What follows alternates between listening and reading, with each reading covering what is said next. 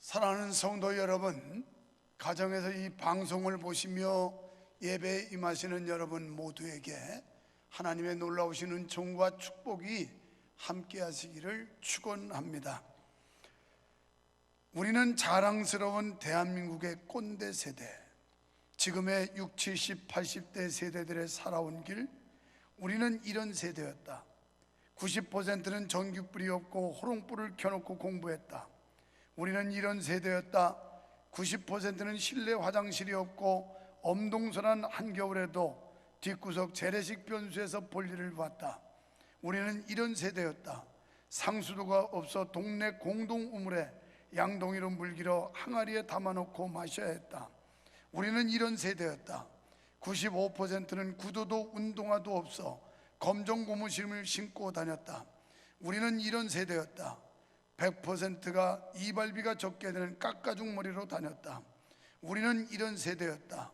98%는 책가방이 없어 보자기에 책을 싸서 허리에 차고 다녔다.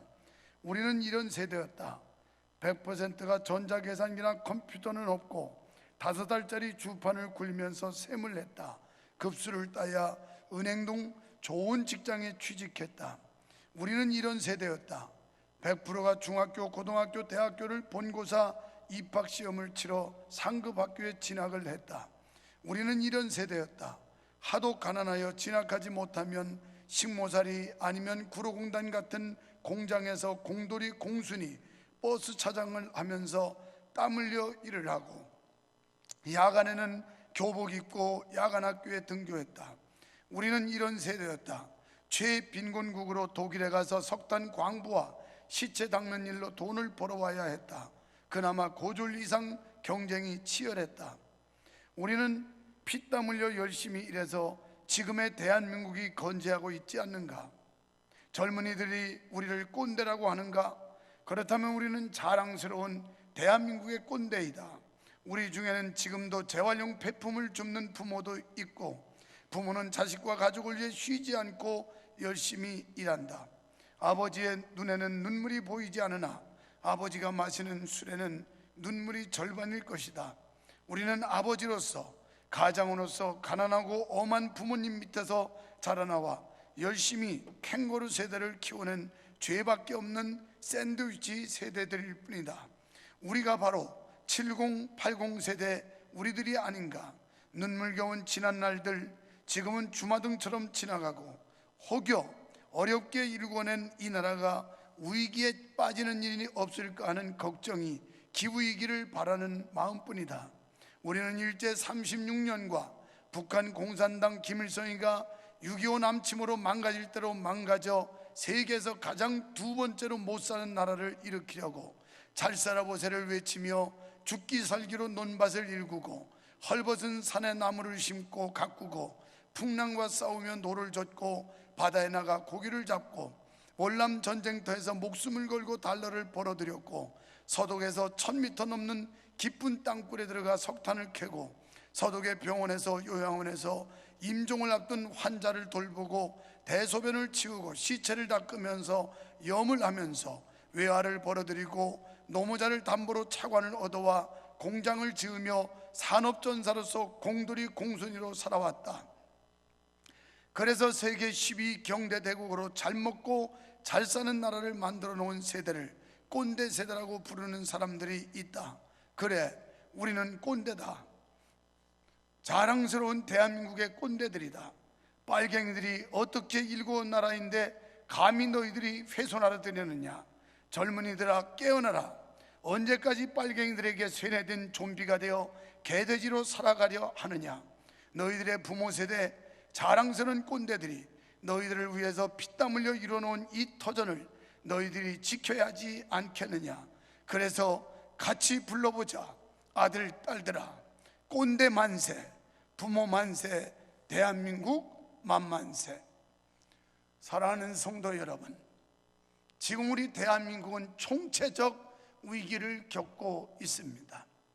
우한 폐렴으로 말미암아 온 나라가 긴장과 두려움, 공포의 도가니에 사로잡혀 있고 경제는 추락할 대로 추락해서 민생은 말할 수 없이 어려운 시대를 겪고 있을 뿐만 아니라 외교도 망쳐서 이제 세계의 102개국에서 대한민국 사람 들어오지 말라고 거부하는 이런 판국이 돼버리고 말았습니다.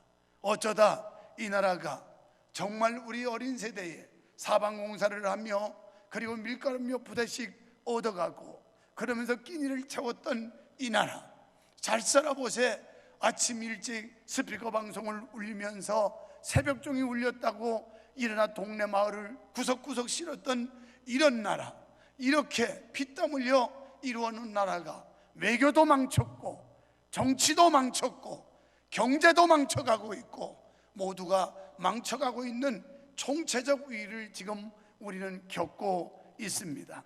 사랑하는 여러분, 엊그젯밤에는 국회에서 종교 집회 자체 결의안 채택이라고 했습니다. 그리고 어제 오후에는 전 도민들에게 문자를 보내서 교회 가지 말고 가정에서 예배하라고 예배를 막고 있습니다. 여러분, 경기도지사 못지않게 오늘 교회 성직자들은 성도들과 국민들의 안전과 보건을 책임져야 될 의무도 가지고 있기에 우리는 그들 못지않게 세심한 배려를 하고 있고 교회를 보살피고 있고 성도들의 보건과 안전에 각별한 관심과 그리고 세심한 배려를 하고 있는 게 사실입니다. 그럼에도 불구하고 지금 교회를 막으려고 하는 세력들, 사상적으로 교회를 대적하는 이 악한 괴력에 우리 교회와 성도들은 물러서서도 안 될 것이고 휘둘려서도 아니 될 것입니다. 여러분, 이 사람들이 주장하는 게 맞는다면 사람들이 많이 모인 곳은 모두 자제시켜야 되지 않을까요? 여러분이 뉴스에서 본 대로 학교에서 이루는 돌봄 교실은 왜 해야만 합니까? 어린아이 생명은 귀하지 않습니까? 그리고 그 집단 시설에서는 전염되지 않는단 말입니까? 저는 어저께 마트에 가봤더니 마트에 사람들이 바글바글합니다. 그러면 그렇게 집단으로 모이는 곳에는 전염이 안 된다는 말입니까? 극장, 백화점, 나이트클럽 이런 데 공문 한번 보내보았습니까? 그러면서 어제 문자가 왔습니다. 이제 도지사가 여론몰이를 하고 있는데 아마 대한민국 교회를 신천지와 똑같이 취급하는 모양입니다. 신천지에 가서 행정집행명령이니 뭐냐 하더니만 이제 대권주자 3위에 오르니까 이것조차도 여론몰이를 해서 한국교회를 대적하겠다는 겁니까? 한국교회 예배를 막겠다는 겁니까? 그래서 특단의 조치를 할 수도 있다고 하면서 그러면서 지금 교회에 협박을 하고 있습니다. 만약 여론몰이를 해서 교회 행정 대집행을 하고 예배를 못 모이게 하겠다는 게 경기도지사가 어제 보낸 문자입니다. 사랑하는 성도 여러분, 한국교회 여러분, 언제 한국교회가 이렇게 무력했습니까? 언제부터 한국교회가 이렇게 쇠퇴했습니까? 우리는 당당히 맞서 대응해야 합니다. 우리가 지난 주일날 예배했다는 것 때문에 안티들이 얼마나 극성을 부리는지 몰라요. 여러분, 그러나 나는 두려워하지 않습니다.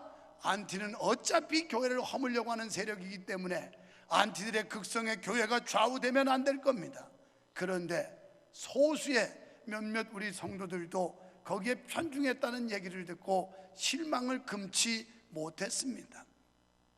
여러분, 나는 역으로 우리 교회가 더 유명해졌다고 생각해요.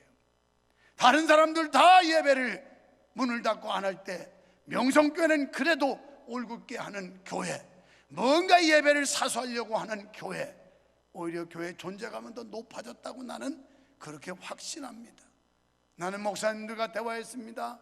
수원의 우리 교회뿐이 아니라 예배란 교회들이 많음에도 불구하고 왜 안티들이 벌떼처럼 우리 교회를 덤벼서 씹느냐고.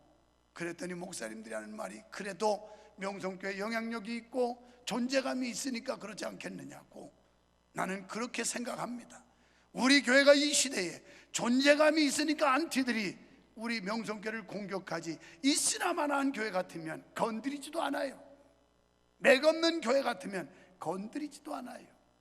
야단 난리를 피더라고요. 여러분 어떻게 생각하십니까? 여러분들은 그들의 공격과 주장에 동의하시겠습니까? 나는 결코 그럴 수 없다고 생각합니다. 몇몇 분들이 지난 주일도 인터넷으로 예배하고 교회를 오지 못한 것 때문에 어떻게 헌금을 드릴 수 있는 다른 방법이 없느냐는 문의에 우리가 그랬습니다.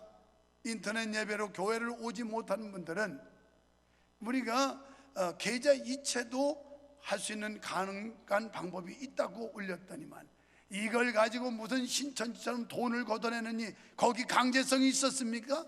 이런 방법이 있습니다. 이렇게 공지한 건데 의무조항도 아니고 강제조항도 아닌데 이것 가지고 이것들이 얼마나 떠들어대는지 몰라요. 그런데 그 중에 우리 교회 성도라고 하는 사람들 중에서도 거기에 편승을 해가지고 어쩌고 저쩌고 했다고요? 여러분 정신 차려야 돼요. 여러분이 진정으로 명성교회 교인이라면, 여러분이 진정으로 하나님의 백성이라면 정신을 똑바로 차리고 세대를 보아야 합니다. 마태복음 16장 3절에 보면 아침에 하늘이 붉고 흐리면 오늘은 날이 굳겠다 하나니 너희가 천기는 분별할 줄 아면서 이 시대의 표적은 분별할 수 없느냐라고 예수님께서 책망하셨습니다. 우리는 영적인 안목으로, 영적인 생각으로 이 시대를 분별해야 합니다. 사랑하는 여러분, 우리는 영적인 생각을 열어야 하고 영적인 눈을 떠야 합니다. 하나님의 뜻이 어디 있는지, 하나님의 섭리가 무엇인지, 오늘 이 시대의 교회가 어떻게 대처해야 할 것인지, 오늘 우리 교회는 어떻게 신앙을 사수해야 될 것인지. 우리 한국교회 일본 순사의 칼날 앞에도 무릎 꿇지 않았고 예배를 포기하지 않았습니다. 6.25 전쟁의 공산당의 총칼 앞에서도 우리 믿음의 선배들은 피 흘려 죽으면서까지도 믿음을 지켰습니다. 우리 교회는 이 믿음의 선배들의 신앙의 정신을 적극 지지합니다. 또한 우리 교회는 이런 믿음을 계승해야 하고 어떤 경우에도 여호와의 신앙을 포기한다든지 예배를 파괴하는 세력과 야반다든지 그리고 그런 세력에 편승할 수도 해서도 안 될 것입니다.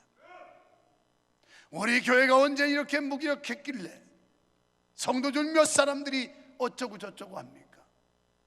우리 교회는 그래도 내공이 있는 교회예요. 그러니까 안티들이 죽자 사자 명성교회 식구 덤비는 거예요. 하나님이 함께하는 교회 망하지 않습니다. 하나님이 우리 교회 붙들고 계신 줄 나는 확실히 믿습니다. 여러분 어찌하시렵니까? 우리가 하나님을 선택할 것이냐 인간을 선택할 것이냐, 하나님의 뜻을 선택할 것이냐 세상의 사상을 선택할 것이냐. 중도 지역은 없습니다. 지옥을 선택할 것인가 천국을 선택할 것인가. 중간지대는 천지인가요? 저 온 나라를 떨쳐가기는 신천지 천지예요? 중간지대는 없어요. 천국이든 지옥이든 둘 중에 하나입니다. 모든 사람을 위하여 간구와 기도와 도구와 감사를 하되 임금들과 높은 지위에 있는 모든 사람을 위해 하라고 오늘 본문에서 말씀합니다. 기독교 신앙을 호국 신앙이라고 비약해서 표현한다는 건 문제가 있겠지만, 그러나 신앙과 애국이라고 하는 건 톱니바퀴 두 개와 같습니다. 맞물려 가는 겁니다. 진정으로 우리가 신앙이 있다면 애국하는 거고, 애국자는 올바른 신앙을 가져야 합니다. 누구라도 성경을 주의 깊게 읽어보면 이와 같은 사실을 어렵지 않게 발견할 수 있는데, 구약 성경 가운데선 말할 것도 없거니와 신약 성경에서도 우리는 애국과 관련된 언급들을 많이 볼 수가 있습니다. 나라를 사랑하는 것은 성도의 기본적인 의무입니다. 따라서 우리는 어떠한 경우에도 애국하는 사람이 되어야지 매국하는 사람이 되어서는 안 됩니다. 우리는 이렇게 나라가 총체적인 난국을 맞이했는데, 이런 때 우리는 무엇을 해야 될까요? 나라를 위해 기도하는 신앙입니다. 하나님 앞에 이 나라를 구원해 달라고 기도해야 돼요. 뉴스 시간에 기도하는 어린아이의 영상을 보여드렸습니다. 나도 어제 저녁에 이게 우리 소년대 자기들끼리 가정 예배하면서 기도하는 내용에 감동을 받았어요. 이 코로나, 이것 때문에 사람들이 지금 어려움 당하고 두려워하고 마스크조차도 제대로 구매할 수 없는 이런 세상이라고. 그 어린아이가 누가 가르쳐주지도 않았는데 어린아이의 진정 어린 그 기도, 하나님이 이런 아이의 기도를 듣지 않을까 싶어 나도 감동을 받았고 오늘 영상 뉴스로 함께 보았습니다. 애국하는 신앙의 첫 번째 요소는 나라를 위해 기도하는 일입니다. 기도란 역사의 주권자이신 하나님의 팔을 움직이는 것이며 나라를 위기에서 구해낼 수 있는 강력한 힘이기 때문에 이를 소홀히 해서는 안 됩니다. 이런 때일수록 우리는 나라를 위해서 기도해야 합니다. 하나님의 긍휼을 구해야 합니다. 사무엘은 한 민족의 영적 지도자로서 나라를 위해 기도하기를 쉬는 것은 죄에 해당된다고 생각했기에 그는 끊임없이 기도한 선지자였습니다. 여러 가지 이유와 형편 때문에 지금 우리는 모든 주중의 모임을 다 중지했습니다. 그러니 아무래도 우리가 기도에 깊이 있는 기도가 소홀해질 수밖에 없고 기도에 대한 열심이 식어질 수밖에 없는 이때 우리는 정말 하나님 앞에 눈물 뿌려 기도해서 이 나라 하나님의 은혜로 잿더미에서 이렇게 부궁한 나라를 만들어 줬는데 이 나라를 지킬 수 있기 위해 하나님 앞에 눈물 뿌려 기도하는 우리가 되어야겠습니다. 무슨 물건이든지 용도에 맞게 써야지 진가리를 발휘하는 법이듯 기도도 마찬가지인데 우리가 나라를 위해서 끈질기게 기도할 때 참으로 엄청난 변화가 일어나는 것을 목도하게 될 것입니다. 그러기 위해서 우리는 지도자들을 위한 기도를 해야 된다고 오늘 2절에서 말씀합니다. 우리는 나라를 위한 기도의 대상에 반드시 지도자들을 포함시켜야 합니다. 왜? 지도자 한 사람이 잘못하면 온 백성이 어려움을 당하고 온 나라가 혼란이 오기 때문에 어떻게 세워진 지도자든 지도자들이 바른 판단을 하고 바른 정신 가지고 바른 정치로 나라를 안정되게 이끌어갈 수 있도록 하기 위해 그들을 위해서 기도해야 된다는 말입니다. 지금 우리나라가 어려움 당하는 것은 만약에 지도자의 결단으로 이 우한 폐렴에 대해서 초기 대응만 잘했다면 이렇게 어려움 당하지 않습니다. 여러분, 이 몽골이라는 나라는 5,000km를 중국하고 맞대고 있지만 거기는 초기에 국경을 폐쇄해버리는 바람에 단 한 명의 환자도 단 한 명의 사망자도 생기지 않았어요. 초기 대응을 잘못한 실제 지금 교회들 보고 예배하지 말라고 가로막는 것만큼만 대응을 했었더라도 이 나라가 이렇게 전염병이 창궐하지는 않았을 겁니다. 이건 정책의 실패예요. 지도의 판단의 부재예요.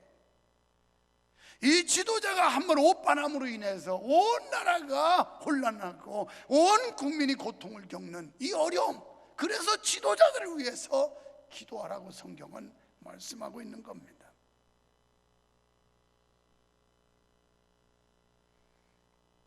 외교적 문제라고 핑계대고 있는데 만약 그러면 외교적 마찰을 피하기 위해서라면 그냥 2주일씩 격리하고 중국 사람이든 우리 교민이든 다 격리해서 확인하고 그리고 확진 환자 나오면 치료했더라면 이렇게 확산되지 않았습니다. 결국은 초기 대응이 잘못돼 가지고 온 나라가 지금 전염병이 창궐하고 있어요. 신천지 절대 용납할 수 없는 집단이기도 하지만 어떻게 보면 그들도 대한민국 국민이에요. 그들도 지킴받아야 될 거고, 대한민국 정부가 그들에게 책임을 떠미는 것도 무책임한 거예요.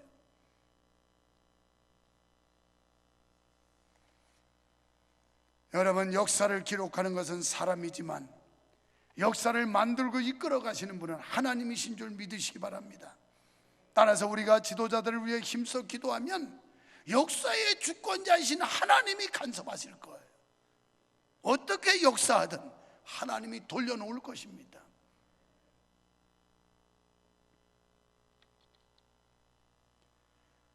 그리고 제도적인 개혁을 위해 기도해야 됩니다.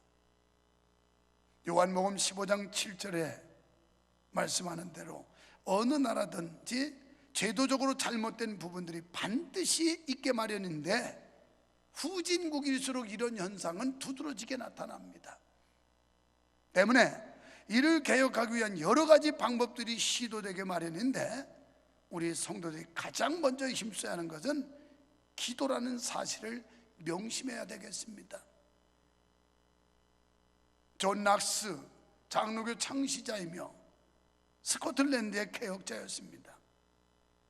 낙스의 기도가 독재자에게 가장 큰 부담을 주었다는 역사적 사실이 우리에게 주는 교훈이 무엇입니까? 그러니까 인간의 지혜와 방법은 하나님의 능력을 이기지 못한다는 거예요. 메리 여왕이 영국 교회를 핍박했습니다. 그리고 모든 그리스도인을 잡아 죽이라고 그랬습니다. 그때 존 낙스는 불철주야 하나님께 기도했습니다. 그랬더니 메리 여왕은 죽을 병이 들어서 결국 죽어갑니다. 그러면서 마지막 임종 직전에 그가 남긴 유명한 말이 있어요. 나는 100만 명의 군대보다 저 존 낙스의 기도가 더 두렵다.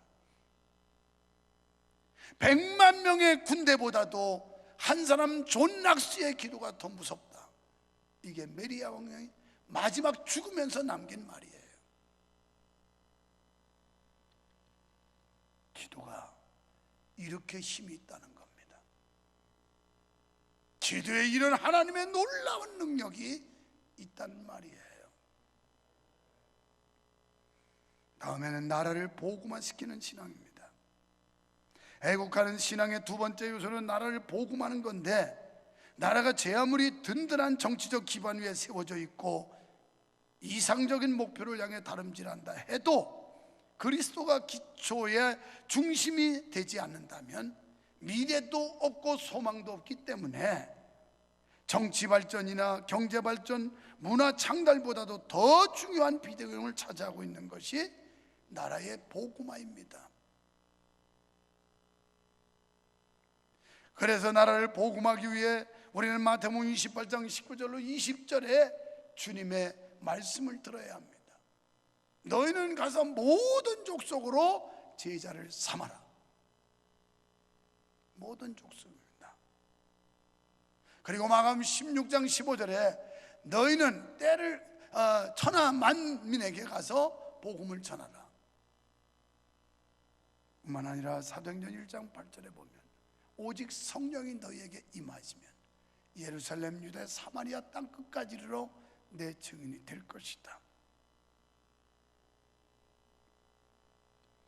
나라에 복음하는 주께서 우리에게 주신 사명에 대한 인식이 바탕이 되어야만 강력하게 추진될 수 있습니다.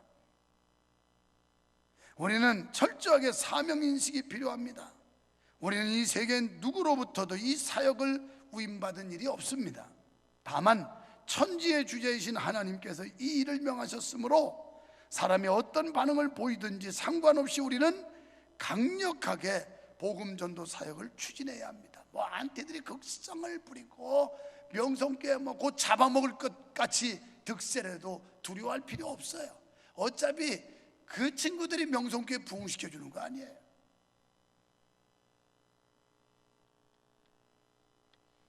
그게 그렇게 두렵습니까? 그러면 신천지는 이단으로 공격을 받아도 무섭게, 나 이번 통계를 보면서 두려움을 겪을 정도로 무섭게 부흥이 됐어요. 이단들도. 그런데 정상적인 기성교회가 그 안티들이 몇 번 씹는 것 때문에 그게 두려워서 위축될 이유가 있어요? 절대 그럴 필요 없어요. 그런데 위축돼서도 안 돼요. 이건 비굴하고 비겁한 거예요. 그렇다면 그보다 더 심한 환난과 핍박이 오면 믿음 지키시겠습니까, 여러분이? 믿음 다 팔아먹지요. 그래가지고 어떻게 천국이 있겠어요? 그러기 위해 우리는 효과적인 전도 계획을 세워야 되는데, 같은 일도 계획이나 방법에 따라서 진행 속도라든지 결과가 다르게 나타날 수 있는 것처럼 전도의 경우도 예외가 아닙니다. 무조건 성경을 들고 돌아다니면서 외친다고 영혼들을 얻게 되고 나라의 복음화를 앞당기는 것은 아닙니다. 효과적인 계획이 세워져야 합니다. 같은 시간 같은 노력을 들여서 최대 효과를 얻을 수 있는 방법을 주님께 구해야 합니다. 이와 같은 복음전도 계획이 수렴될 때 비로소 나라의 복음화가 가능하게 되는 것입니다. 익히 알고 있었던 바지만 신천지의 이 포교 전략, 어떻게 보면 우리 기성교회가 부끄러운 겁니다. 우리가 바른 복음, 바른 진리를 가지고도 비복음, 비진리를 가지고 포교하는 그들보다도 못했다는 이 전략이 우리 기성교회들이 부끄러운 일이에요.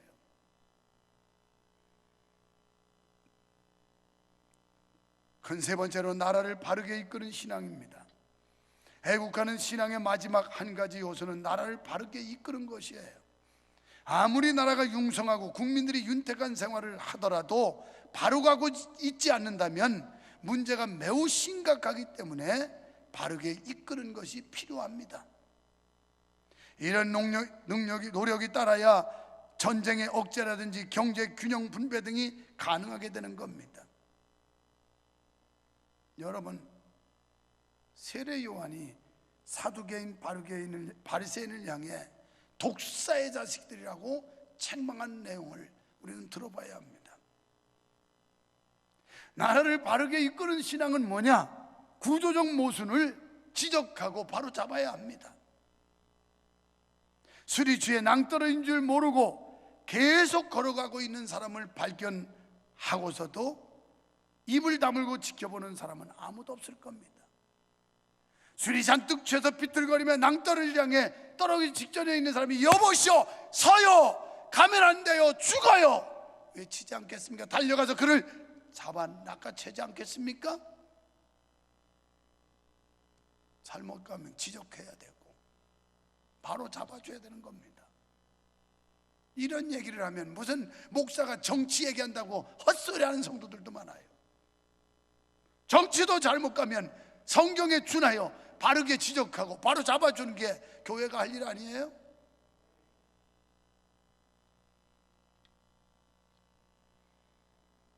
나라가 안고 있는 구조적 모순의 경우도 이와 같아서 눈이 밝아 이를 볼 수 있는 성도들이 지적해 줘야만 합니다. 침묵하면 나라가 망할 수밖에 없습니다. 설사 이로 인해 불이익이 생긴다 할지라도 지적하는 것은 성도에게 주어진 의무예요. 불이익이 생길 수 있죠. 손해볼 수도 있죠. 유 목사가 이런 설교하면 손해볼 수도 있어요. 좌파들, 사상이 삐뚤어진 사람들은 인상 쓰고 교회 공격하고 그러면서 수군수군하고 심지어는 교회를 등지는 사람도 있을 수 있어요. 그러나 잘못된 구조, 잘못된 정치에 대해서는 지적해야지요. 성경에 지적하는 게 마땅한 거 아니고 예수님께서 지적하지 않았습니까? 당대에 잘못된 사람들을. 그게 왜 정치적이에요? 하나님의 나라, 하나님의 뜻을 이 땅에 이루기 위함인데 우리 성도님들 정신 똑바로 차려야 돼요. 좋은 목사 만난 줄 알아야 돼요. 사람 몇 명 더 모으려고 비겁하게 아부하고 있고 비굴하게 행동하는 그런 목사보다는 그래도 이 목사가 더 나은 거예요. 방송 보는 성도 여러분, 똑바로 앉아서 예배해야 돼요.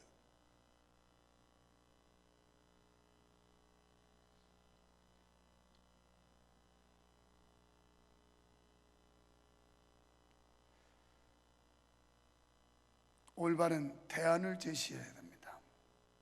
모순을 지적하는 것만으로 문제가 해결될 수 없습니다. 대안이 제시되어야 적어도 우리는 이 일을 할 수가 있는데, 그것은 하나님의 말씀인 성경이에요. 대안은 성경이 답이에요. 성경 속에서 모순을 해결하는 정답들이 들어있어서 이것을 활용하는 사람들은 결코 실패하는 일이 없게 됩니다. 대안의 제시가 없는 질타는 압력과 반목만 부추기게 될 뿐입니다. 사랑하는 성도 여러분, 나라 사랑의 의무가 우리 모든 성도들에게 주어졌습니다. 성경에 나타난 하나님께서 위대한 일에 쓰신 사람들 가운데 자기 민족을 버리거나 나라를 배반한 사람을 우리는 찾아볼 수가 없습니다. 그들은 한결같이 애족하는 사람들이었습니다. 그것은 모순된 제도에 대한 타협이나 협력이 아니라 하나님의 뜻의 바탕을 둔 차원 높은 사랑이었으며, 우리도 이러한 사랑을 실천해 가야 합니다. 지금 우리나라 정치 지도자들은 지극히 편향되어 있습니다. 과거 메르스 때는 한 사람의 국민이 죽어도 안 된다고 난리를 피던 사람들이 지금은 42명밖에 안 죽었지 않느냐고, 이렇게 인간을 중시하던 사람들이 인간을 경시하는 사람들로 입장이 바뀌었습니다. 사랑하는 성도 여러분, 인생을 혼자 살지 마십시오. 그분 곧 하나님을 의지하고 사십시오. 기도는 힘이 있습니다. 기도는 이 세상 그 어떤 사람보다 큰 힘을 가집니다. 왜냐하면 하나님께서 함께 하시기 때문입니다. 하나님은 우리에게 세상을 이기는 방법을 가르쳐 주셨습니다. 그것은 기도로 하나님의 손을 잡는 겁니다. 기도는 그분의 손을 붙잡는 것입니다. 우리에게는 남들이 모르는 손이 있습니다. 여러분, 한 주간도 기도로 승리하는 성도 여러분 되시기를 주님의 이름으로 축원합니다. 살아계신 하나님 아버지, 감사합니다. 한나라의 흥망성쇠, 인간의 생사화복을 주장하시는 여호와 하나님, 지금 우리가 살고 있는 우리 대한민국, 하나님의 큰 은총과 축복을 받았던 대한민국은 총체적 위기를 겪고 있습니다. 정치, 경제, 문화, 보건, 그리고 종교까지도 위기를 당하고 있습니다. 이런 때 우리 모든 믿는 자들이 엎드려 기도하게 하시고, 지도자가 바른 판단과 바른 생각을 가질 수 있기를 위해 기도하게 하시며, 하나님이 주신 이 아름다운 나라를 지키기 위해 기도하는 성도들 되게 하여 주시옵소서. 우리가 애족하는 마음, 기독교는 역사적으로 나라가 위기에 당했을 때마다, 어려움에 봉착했을 때마다 그 위기를 극복하겠고, 그리고 성도들을 바로 이끌었으며 사회와 정부를 바로 인도함으로 인해서 오늘의 대한민국을 이루게 된 줄로 믿습니다. 이 시대 우리의 사명과 의무를 다시 찾게 하시며, 주님 앞에 기도의 손을 높이 들고 하나님의 손을 붙잡게 하여 주시옵소서. 한 주간도 주님과 함께하는 주간, 승리하는 주간 되게 하실 줄 믿사옵고 예수님 이름으로 기도하옵나이다. 아멘.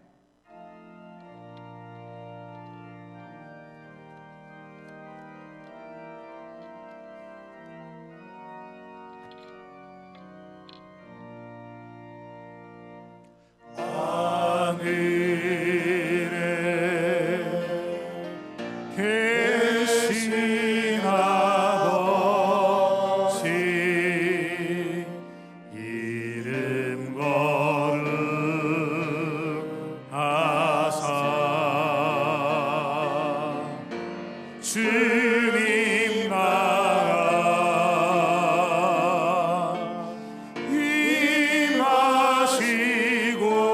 임하시고 뜻이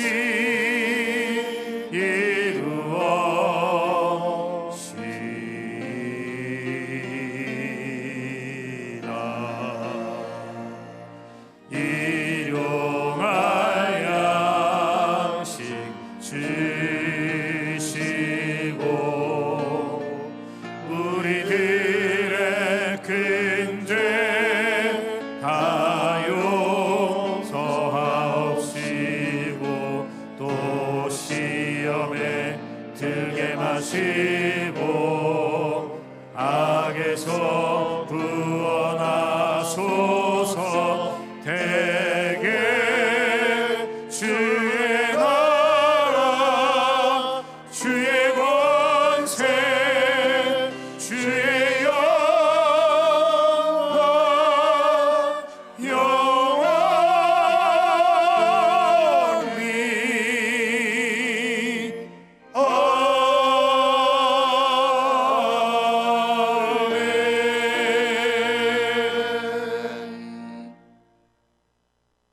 우리를 죄와 사망에서 구속하기 위해 십자가에서 대속의 피를 흘려주신 예수님 은혜와 우리를 택하사 자녀 삼아주신 하나님 아버지의 극진하신 사랑하심과 우리와 늘 함께하시며 인도하시고 감동하시는 성령님의 역사가 오늘 예배에 참여하는 사랑하는 성도들 머리 위에 이들의 가정과 생업 위에 또한 이 지역과 이 나라 이 민족 위에 우리 한국 교회 위에 해외 나가 있는 성도들 위에 영원토록 함께 있을지어다. 아멘. 아멘. 감사합니다. 아버지 축복하소서.